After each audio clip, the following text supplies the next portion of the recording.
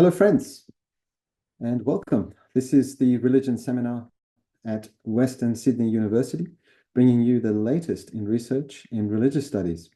I am Milad Milani, and I'm coming to you from Darugland. My guest speaker today is our very own Mark Kelly of Western Sydney University. Mark is Associate Professor and Area Convener of Philosophy with the School of Humanities and Communication Arts. He is the author of 6 books, all relating to the thought of Michel Foucault, including most recently, Normal Now, Individualism as Conformity, published by Polity, 2022. He is a member of the editorial board of and a frequent contributor to the US-based critical theory journal named Telos. Today, Mark will be talking to us about his topic, which is National Myth, the Case of Australia. Mark, I'm going to save the conversation to the end after we've heard you in full, but I'm very much looking forward to your talk and the conversation that will undoubtedly follow. It is an absolute pleasure to have you with us today. Thanks so much for making the time. Well, no, thank you, Milad, and it's a pleasure to be here. And I mean, as you know, I'm an attender at these things, like sometime attender at the religion seminar. So it's great to have the opportunity to speak to you all. I'm just going to turn my screen share on in a second. Actually, I just do want to say, thank you, obviously, for that introduction, Milad. But I'm particularly gratified to hear someone pronounce Foucault's name correctly. Just a great rarity in this country. Not, of course.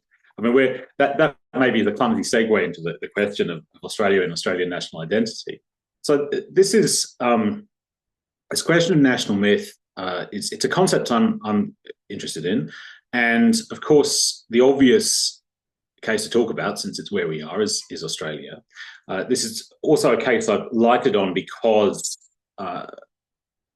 this is a kind of ARC application in gestation. Obviously, for the ARC, giving an Australian focus is desirable. But it is a project that's at quite an early inchoate stage. So I do want to kind of give this caveat that,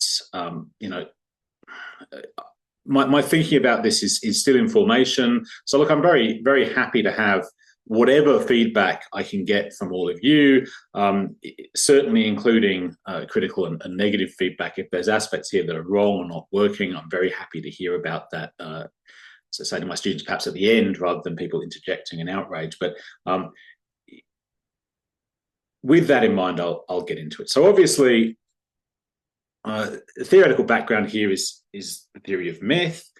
I'm gonna quote from someone that some of you may have met, I suppose, but you won't have heard of because he's really an ECI researcher in Australia. He's a collaborator of mine on this project, James Kent, and he wrote a PhD on myth and a number of years ago. But his definition of myth, which is really what I'm working with, I think the operative definition based on a deep study of the theory of myth, is this: that myths are stories that connect individuals and communities to their pasts, both real and imagined. Obviously, this might seem a little bit glib, but I think it gets at what's going on here. One really important thing to accentuate here about myth is that, at least as I'm understanding it, being true or false is not a primary feature of myth. Its primary feature, as I say here, is that it's believed and it concerns the past. So obviously, when people talk about myth, or including national myth, it often has this kind of slightly pejorative flavor, that it's like, oh, this is a myth in the sense that it's not true. In a sense, this is always going to be right, but it's a fairly trivial sense that historical accounts always have aspects that aren't like 100% accurate.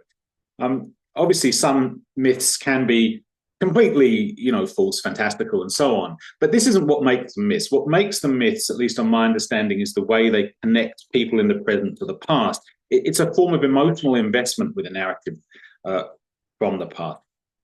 This isn't quite to say that all history is myth. Actually, I think what really distinguishes history from myth is not its truth or falsity, but the fact that academic history involves a critical attitude to the past. So if you're doing academic history, at least I'm going to suggest you should be trying to ask questions about whether the narrative you have is accurate. Now, of course, that results in academic history um, always continually overturning the received narrative, right? Academic history would have nothing to do if you just established a narrative and never changed it. Constantly had to investigate and undermine it. So myth and history, in a sense, are two different moments in thinking about the past. Myth is an attachment to a fixed narrative, and history is something that aims to destabilize that. But the academic narratives often get involved in myths. So, yes, this novel academic historical account can become today's myth. And understandings of history do have a mythic dimension. I mean, one view I have about myth, and this comes from the philosophy of myth as articulated, really. I mean, I'm not going to get into these debates in depth, but the most philosophical work, the greatest body of philosophical work on myth really comes from mid-20th century Germany. The figure most obviously associated with this is Hans Blumenberg, but also various figures in the Frankfurt School talk about myth, and other people around this time. I'm going to talk actually about that a little bit later, obliquely. So myth's relationship to actual historical events, I'm going to call mythicization. So there's historical events are things that really occur. The connection up to our present day imaginary is a process of mythicization. And I'm suggesting really that this is ineluctable, actually. I think that we always have a relationship to history, and it's always mythicized. It always goes through this process. There are attempts to oppose mythicization. These are namely naturalization, historicization, and simply empirical debunking. That's just saying, well, that narrative's not true. But I think these can only, they can only overthrow particular myths. I think that's actually my next point. So the critical process, as I say at the bottom, can undermine or destroy particular myths, but they can't end mythicization. Like you can say, well, this is a myth and convince people not to believe it anymore, but they'll still try and mythicize something else. So I think an ineluctable, inevitable process that both individuals and society go through in relation to their past to mythicize it, to understand the present on the basis of the past, which is always mythical because it's always selective and always involves a kind of quite partial relationship with the past. In light of this, I'm doing what I have as my penultimate point on this PowerPoint. I'm not doing any of this. I'm not trying to debunk myth, and I'm also not trying to create myth. What I'm trying to do here is purely descriptive. This is very in line with my general attitude in political philosophy. I'm not trying to do anything normative here. I just want to describe what has happened and what I think is happening now, and possibly what the future prospects are, but it's supposed to be just descriptive. Okay. Now let's get on to the specifically national question here. Now, this is a bit of a lacuna, really. There's not a core literature on national myth. There's a philosophical literature on myth, which is not that sizable. It's important, but it's not huge. I do not believe, at least I have not discovered, any clear core literature on national myth. That's not to say no one has written on this before, but the phrase national myth actually gets thrown around quite a lot in discussions of history, but there's no clear theoretical reference that most people use with this. So it hasn't been, I believe, properly theoretized. And this is partly because the nation is so new. So most of the discussions of myth will throw back to antiquity. Myth has been around for a long time. Obviously, mythos is it's an ancient Greek concept, and it's been around for a long time. The nation is not. Right? The nation, I'm going to say canonically here, is a recent invention. It's really an invention of modernity. And because of this modern nature of the nation, it sits ill with myth, actually, in a way, right? Because the modernity often imagines itself as post-mythical, right? Myth is something that belongs to the ancient past, and today we're all rational. And so when people try and put the nation and the myth together, this happens, but it's often associated with dubious esoteric tendencies in politics that want to ground the nation in a myth. However, based on my understanding of myth as an ineluctable process in human life, in relation to history, if you have history, you have to have a mythicization. Therefore, if we have nations, they inevitably engage in national myth-making. To the extent that nations understand themselves based on history, and to some extent, I think all nations do this. So, therefore, just as we would expect individuals to have some form of myth about themselves, you would expect nations to. And national myths, I'm going to suggest, strengthen a state ceteris paribus. That is to say, all other things being equal, a national myth is something that works for social integration and national cohesion. I mean, the ceteris paribus bit here is important because if the national myth doesn't function well, is controversial, it potentially can be deleterious to the strength of the state. But in a certain sense, national myth is desirable from the point of view of the nation state. And that's one reason nations sometimes spend quite a lot of energy in producing it. I'm now going to get on to the Australian case. So this is where I'm going to get significantly more tendentious, I think. And I'm describing this really, it's almost on an impressionistic basis. But as I see it, there are basically, or have been, three phases in the development of Australian national myth, or really three different national myths. I'm going to talk about these in detail, but just to present them. Okay, that hasn't popped up at all. What is going on with this slide? It's kind of annoying. Yeah. Okay.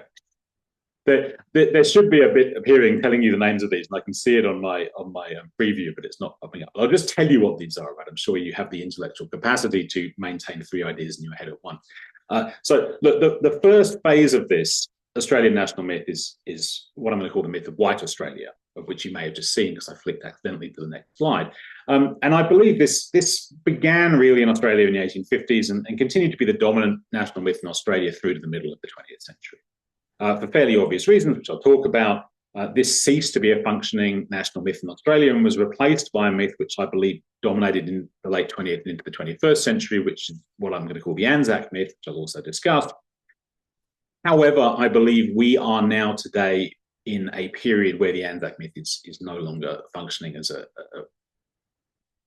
going to use the word functional, I'm repeating myself really, but functioning as a functional national myth. And I'm in a situation which is kind of in flux. So it's a little bit of an interregnum. We don't really have a clear functioning national myth. And there are attempts, I think, afoot to create them, but they are encountering significant issues. So that's the situation I'm going to end up describing.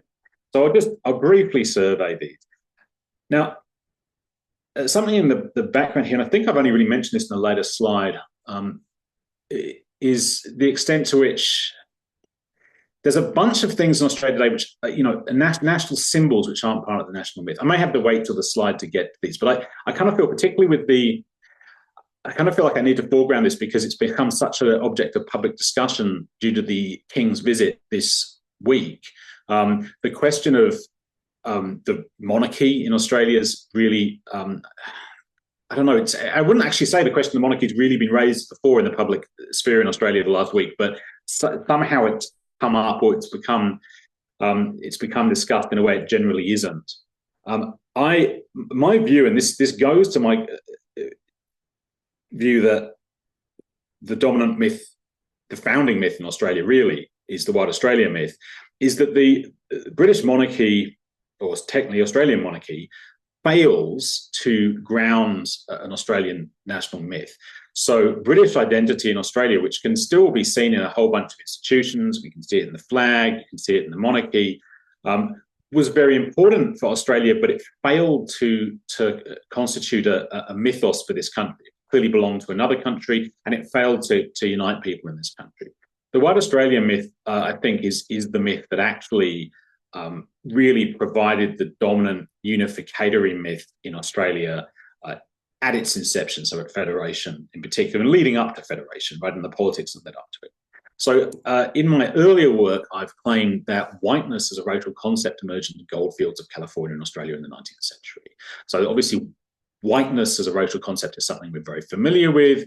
I believe, and I've argued that this only occurred as a concept in the first contexts where working class Europeans from many countries encountered non-European labour, specifically Chinese labour, predominantly, which occurred, as I say, in the goldfields of California and Australia in the 19th century, which were very closely related. I mean, there's a lot of movement between California and Australia in this period. This concept of whiteness is very important because prior to that, most Europeans would just understand themselves on a parochial basis according to their national identity. They didn't really have a racial identity. But we being Europeans, different countries being together and seeing themselves in opposition to non-white others really began at this point. And Australia is, as I say, it's really ground zero for this effect. And it's very important in Australia because of the main fracture in white Australian society. And of course, by federation, the vast majority of people in Australia were white Europeans. There were, only a really small proportion of people who were Indigenous left in Australia at that point. And actually, though there was some white immigration, particularly from Germany, really the vast majority of the population were either Irish or British. But this meant that Australia imported the major fracture between Irish Catholicism and British Protestantism. So Australia actually was quite disunited from this point of view and became this was an accentuating problem as the Irish liberation struggle ramped up in the early part of the 20th century. Of course, many of the Irish had been transported to Australia were political prisoners. I mean, this was a problem from quite early in the colony. And in a period where almost everyone was at least nominally religious, this was a really big fracture of the Catholic-Protestant distinction. It meant people went to different schools right up until the middle of the 20th century, and it is still, to some extent, still the case in Australia. So this was the great advantage of the white Australia myth as a national myth in Australia, that it could unite the Irish and the British, Catholics and Protestants, by considering them all to be white men as opposed to non-white racial other, and unite them into one group. The big problem with it is it doesn't work well with the fact that Australia has this official British identity. And of course, today this is quite a marginal thing, right? Okay, yes, you have the Union Jack on the flag, and you have you have the King nominally ruling the country from London, but in the early 20th century, the dominant political discourse in Australia was a point where the absolute majority of the population was still clearly of specifically British and Protestant origin, was one in which Australia was understood to be specifically British. So there's actually a kind of ongoing tension with this concept. The white Australia concept is very important. It's particularly pushed by the left, the unificatory concept against a more conservative British royalist identity, but it couldn't fully deal with the specific adherence to Britishness in Australia.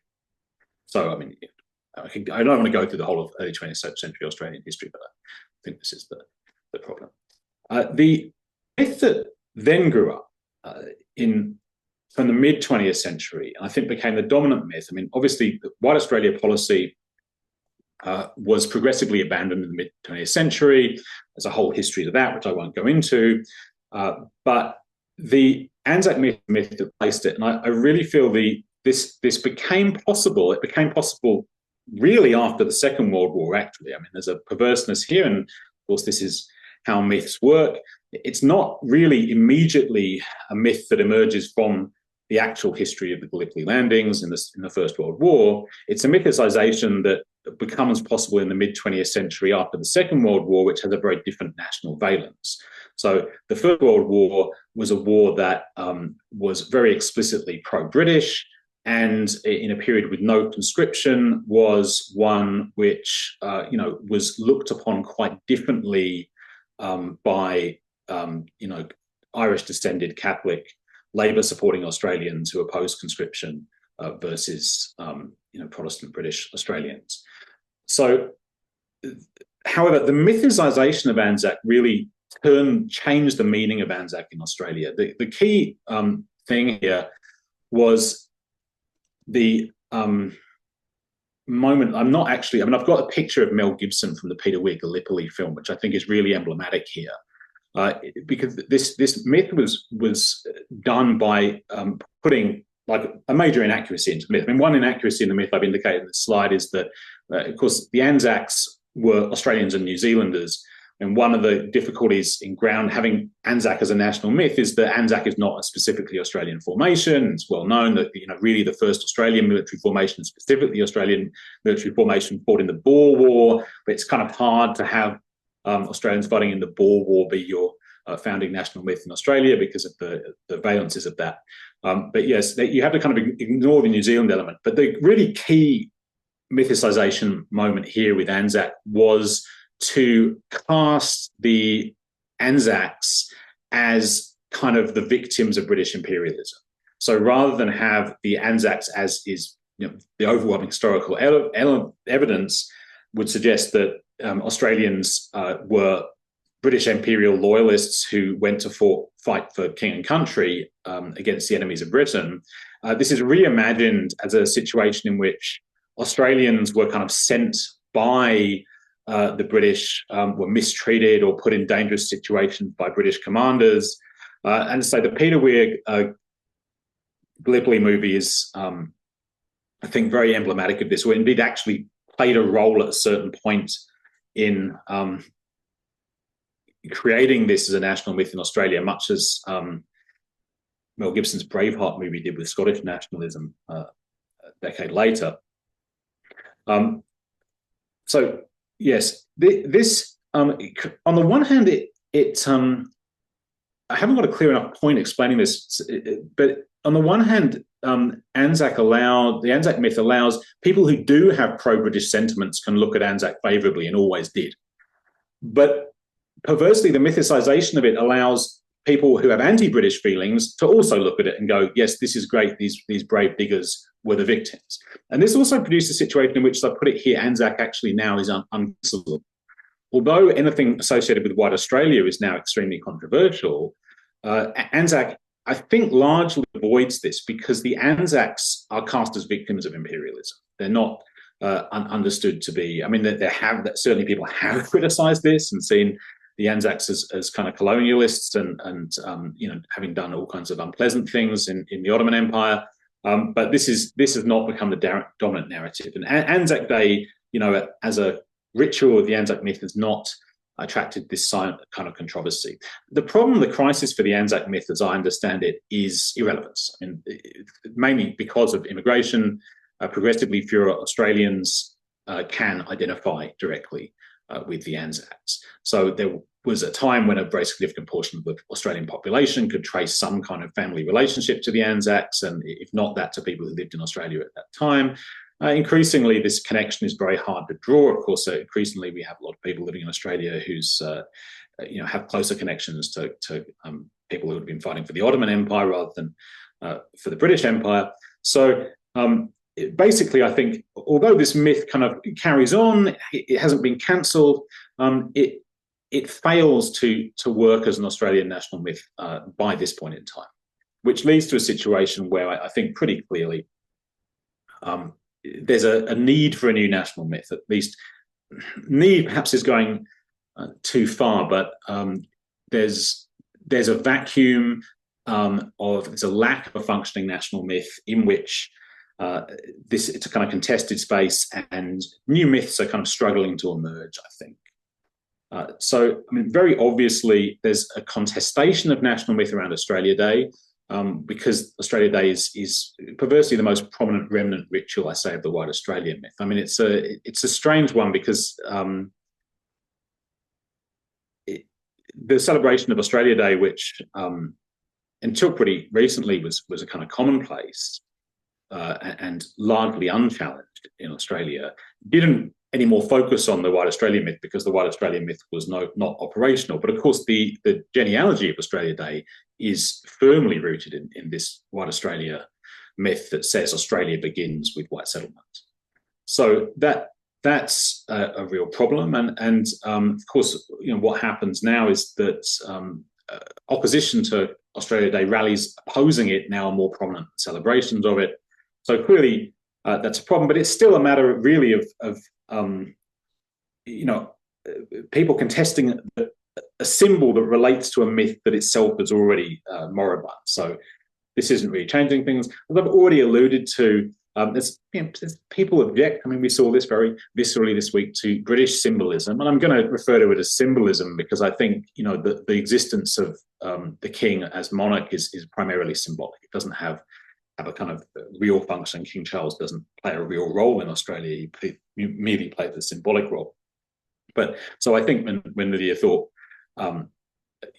rails against King Charles. This is really railing against symbolism. And of course, this symbolism, the objection lands from the point of view this symbolism clearly casts Australia in a way that's deeply unpalatable to people. But I believe this lacks a mythic function. Indeed, I don't believe it ever succeeded in having a mythic function. I don't believe Australia ever had an operative myth where it understood itself as British on a mythic basis, because that was never understood to be Australia's history, British history. That's not to say it doesn't have importance symbolically, or didn't have, but I don't think there's much force of sentiment really on either side. Like, people who are really vehemently Republican, I think, in Australia are a relative rarity, because it just doesn't have, the monarchy just doesn't have any significant role in reality in Australia. And conversely, of course, monarchy is not a significant force in Australia either.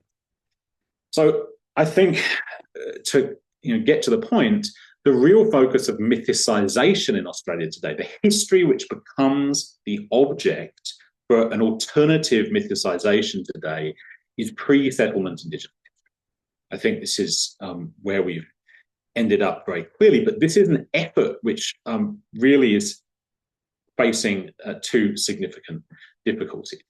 So I think there's an attempt today, and it's been going on for some time, to establish a new national myth based on pre-settlement Indigenous history. This, however, has obviously two problems, and they're very obvious and very major problems, which stand in the way of Indigenous history being mythicized for the purposes of the Australian national state. It's not to say that then this Indigenous history isn't mythicized in lots of ways by lots of people. It's just to say that it hasn't formed yet a functional national myth for Australia. So the first issue with this is that Indigenous history generally casts a negative light on the Australian state. Obviously, the Australian state is generally and accurately understood to be a successor to the colonial state. I mean, the Australian state is simply the federation of the colonies that existed in Australia, and consequently, the Australian state still appears as the aggressor, or the antagonist in relation to Indigenous history. It's also the case that there's if trying to form a national myth based on Indigenous history, it has the problem that if you want a national myth, it has to relate to the whole nation. Whereas Indigenous history, of course, is the history of Indigenous people. Indigenous people comprise a relatively small minority in absolute terms of people in Australia. So this is a problem. Now, I mean, in light of these, actually, it might seem strange even to suggest that Indigenous history is undergoing a mythicization, but I think we see this quite volubly at present. I have another slide which is quite long, which I'm not going to go into because of lack of time, and that was my intention going into this. I wasn't going to get to the final slide, but if I can just kind of say a bit about what's on there. I mean, I think there is nonetheless an attempt today to mythicize Indigenous history, to create an idea of Australia as fundamentally in continuity with pre-settlement Indigenous history. I'm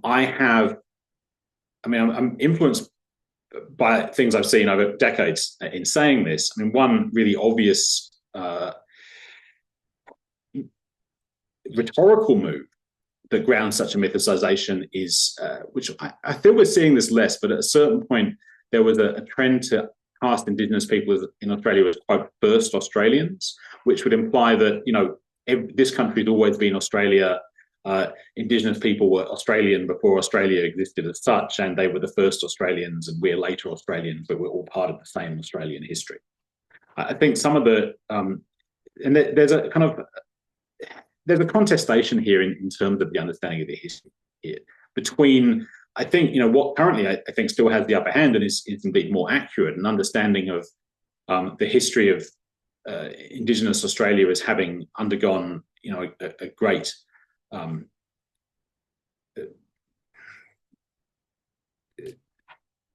struggling to think what word to use, but I shouldn't laugh about it. I mean, I almost use the word tragedy, but that might be too kind. I mean, genocide obviously is a word that could be used here. But yeah, I mean, a horrific event with settlement, which is to be understood negatively. That is the dominant narrative about Indigenous history currently. But I mean, I'm just going to mention this, and I've been present in meetings at this university where two different ones, two different occasions with two different senior executives, who, because I believe this is a narrative the senior executive of this university decided to run at a certain point, that claimed that this university's operations were in continuity with the cultural practices of Indigenous people on the same land that occurred. So in the context of doing an acknowledgement of country, to claim that what we were doing was in continuity. Now, I think it's obviously, I don't begrudge people wanting to try to somehow mediate this and have some form of continuity established. But the idea that contemporary institutions in Australian society are simply continuation, in any case, of pre-settlement Indigenous practices is the most extreme historical revisionism I can imagine. But I think this is the way this current attempt at mythicization goes. It actually goes through social institutions, which is once you start saying, you can say this about any institution, and it's always going to be an inaccurate mythicization, but that is how myths work. This doesn't prevent it from functioning ultimately, that it's historically inaccurate. You could say, well, educational institutions continue practices of education that existed. Medical institutions continue practices of healthcare that existed, and then somehow at some point allied the violence that's occurred in the process of colonization and say Australia is in continuity.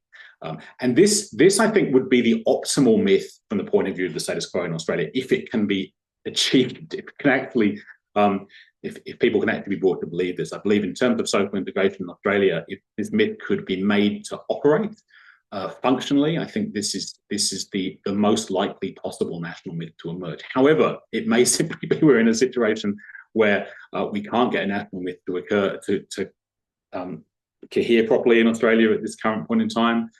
Exactly what that means for Australia and Australia's national social integration is one I'll let hang in the air.